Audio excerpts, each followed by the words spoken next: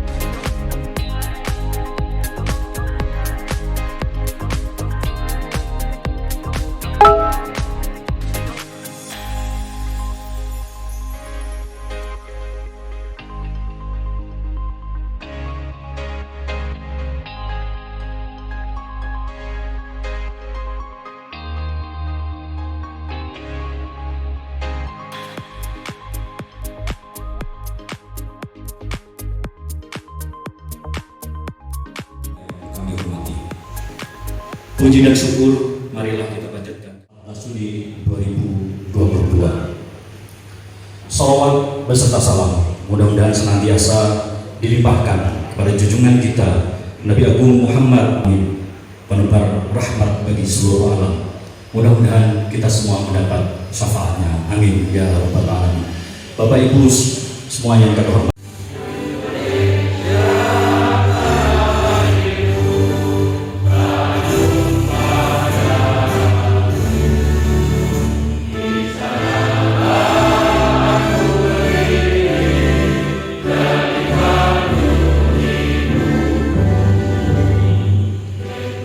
nasta'in ala mulki jawatin wa ala alihi wa sahbihi ajmain. La haula wa la quwwata illa billah. Yang sama-sama kita hormati dan kita muliakan Bapak Kepala Kantor Kementerian Agama Provinsi Jawa Tengah, Bapak Kiai Haji Mustaqim Ahmad SH MH. Alhamdulillah hari ini beliau hadir bersama Ibu Hajah Linda Damayati dan sahabat sedang ikuti webinar dengan sahabat kita Mbak Bu saudari Muhammad tadi baca salamnya, salam khas, salam kolik, bukan salam balik, meskipun dia pakai salam balik juga bisa. Naik ke mimbar, assalamualaikum warahmatullahi wabarakatuh. Ini orang makmum, dia tidak sedang menjunjung langitnya pembaca Al-Quran.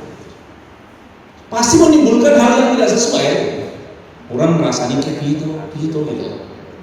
Sama dengan misalnya karena dia korik yang baik, ngimami sholat, itu koyok lagi neng mimbar baca Quran di pembukaan acara seminar penyuluh agama nasional. Bismillahirrahmanirrahim. Sampai di sini masuk ya yang saya maksud. Jadi Bapak dan Ibu, kita ini nanti saya akan mencoba elaborasi sekuat-kuat itu dalam suasana yang penuh kehangatan ini dan belum sedikit panas. Gitu ya. Kenapa kita perlu bernegara? Kenapa negara kita menjadi negara semacam ini? Kenapa bukan negara teokrasi? Kenapa bukan negara sekuler? Mau kemana sih negara kita ini menuju? Lalu ada di mana kita dalam perjalanan menuju cita-cita negara itu? Itu kira-kira begini. Negara kita sepakati bahwa negara kita itu negara kerakyatan, negara demokrasi yang dalam bahasa Pancasila itu disebut sebagai kerakyatan. Dari rakyat, oleh rakyat, untuk rakyat. Jadi kita sepakat cara mengelolanya seperti itu. Ini bukan satu-satunya yang paling baik. Cara mengelola kehidupan bersama sesungguhnya adalah kesepakatan dari bangsa itu sendiri. Apa yang disebut sebagai kebaikan bahkan keadilan kadang-kadang dalam hal-hal tertentu bisa berbeda. Ya, itu disesuaikan dengan kondisi yang ada, kondisi masyarakatnya. Kalau kita seperti itu geger itu. dengan model kayak begini nih, diculke bedal, ditencang berot, model-model yang kayak kita.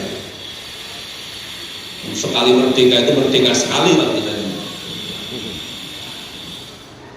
Nah, karena itu maka kita mengelola negaranya ini nggak mungkin kita pakai negara rusak gelemu. Misalnya kita memilih negara sekuler, soal agama diserahkan pada urusan luar poso raposo posone sesuk posisuke bodoh rabodoh kamu hari raya keagamaan nggak ada, apalagi sekolah-sekolah agama yang kalau ada kan kalau haji udah lo dewi kan. Berantem kita kalau kita beri keleluasaan seperti itu. Tapi kalau kita jadi negara teokrasi, agama harus manut negara. Ada ya kayak begitu. Bahkan misalnya di Abu Dhabi itu sedang dirancang sekarang itu bukan cuma khutbah itu satu teks sak negara khutbah podo kalimat podo. Bisa di negeri kita? Nggak bisa. Keker. Bahkan saat itu adzannya diupayakan adzannya cuma satu muadzin untuk seluruh negara. Jadi jadi adzan itu diweli wah mana yo sampai di masjid jangan sampai di mall ya. Nggak bisa kan. Om kita ini mengumumkan besok puasa gitu, masyarakatnya saya sudah kemarin, saya masih besok lagi kok gitu. Dan sebagainya. Itulah kenapa maka kita perlu penghulu Pak Kepala KUA. Karena kalau pernikahan diserahkan kepada seperti di agama lain, kita banyak berantemnya. Ini enggak sah, ini batil, ini munafik, ini kayak begitu lah. Nah kita negaranya orang beragama. Nah negaranya orang beragama ini punya Pancasila yang salah satu silanya adalah ketuhanan yang Maha Esa, membangunnya dengan cara demokrasi. Demokrasi itu pilarnya 3. Ada pilar legislatif sebagai pembuat aturan regulasi, ada pilar eksekutif seperti kita ini, pelaksana regulasi, dan ada pilar pengadilan, pilar yudikatif. Nah, agar ini jalan bareng, agar ini jalan baik, maka masing-masing pilar ini harus setia pada pilarnya masing-masing.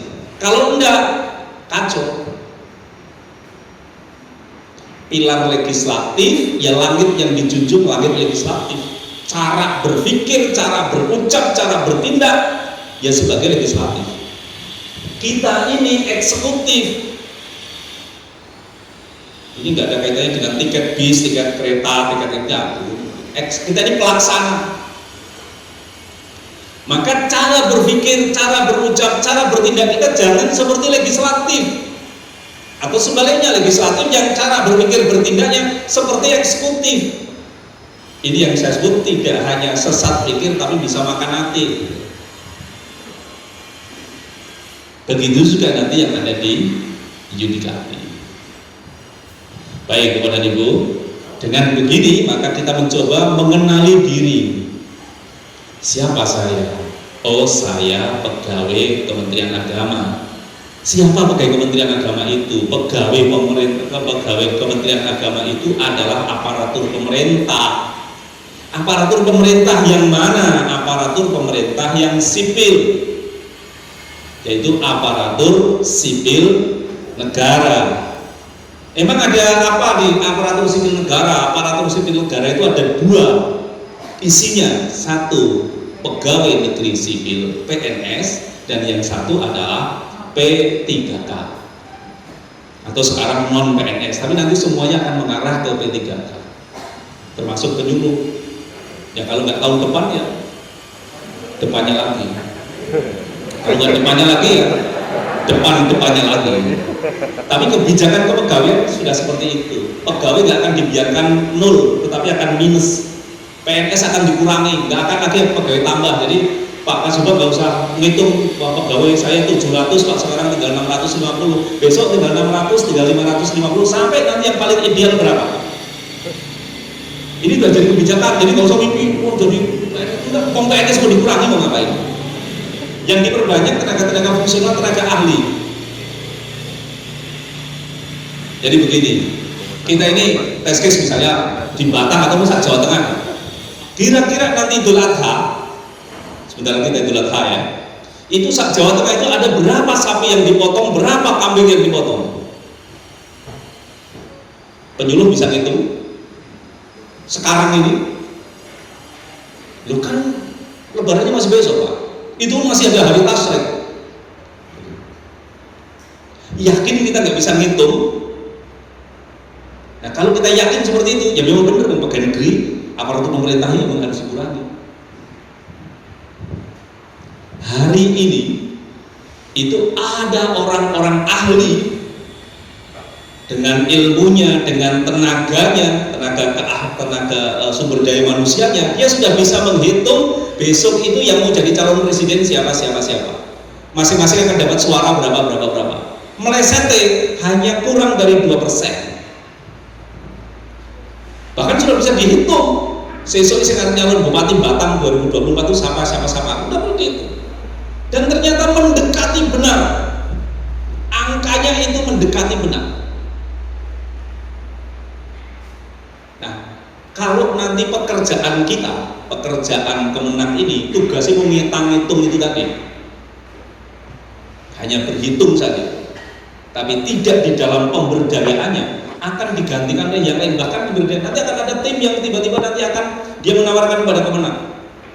Saya ambil program sosialisasi Kemenang tentang umroh, se-Indonesia diambil anggarannya oleh tim sosialisasinya. Dia bergerak dengan begitu leluasa dan kemudian banyak orang tahu apa yang disebut sebagai 5 pasti umroh. Sementara jangankan ditanyakan ke masyarakatnya, tanyakan ke penyuluhnya saja 5 pasti umroh itu gelagapan gitu. Tapi jangan khawatir, saya nggak akan tanya gitu, karena saya sudah tanya di tempat lain dan itu gelagapan gitu. Bahkan ada kasih haji, saya tanya juga gelagapan juga gitu. Tapi kasih haji Amerika.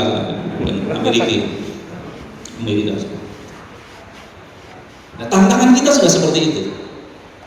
Oke, jadi kita ini aparatur sipil negara, itu adalah aparatur pemerintah. Lah apa hubungannya pemerintah dengan negara?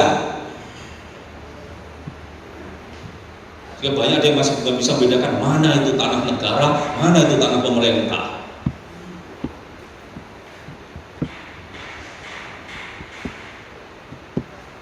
Negara itu adalah simbol kedaulatan. Dia lebih sering wujud dalam entitasnya yang pasif atau bahkan mati. Pulau, kepulauan, wilayah, negara. NKRI, sistem bernegara, Pancasila, dasar negara, ideologi negara, Undang-Undang Dasar 45, Konstitusi, Bhinneka Tunggal Ika, semboyan bangsa, merah putih Indonesia Raya, itu negara. Nah, ini akan jadi entitas pasif atau mati kalau nggak ada penggeraknya, nggak ada yang menghidupkan. Ya, agar ini bergerak, aktif, produktif, hidup, harus ada pemerintahnya. Pemerintah ini sistem, dia digerakkan oleh orang, meskipun ke depan itu nanti akan ada menggerakkan pemerintahan, menggerakkan aktivitas sosial itu secara robotik.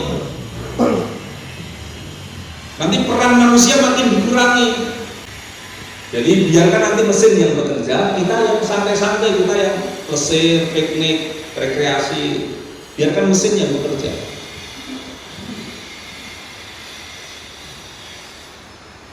Nah, karena pemerintah itu yang menghidupkan negara, maka wajib hukumnya pemerintah harus taat pada negara.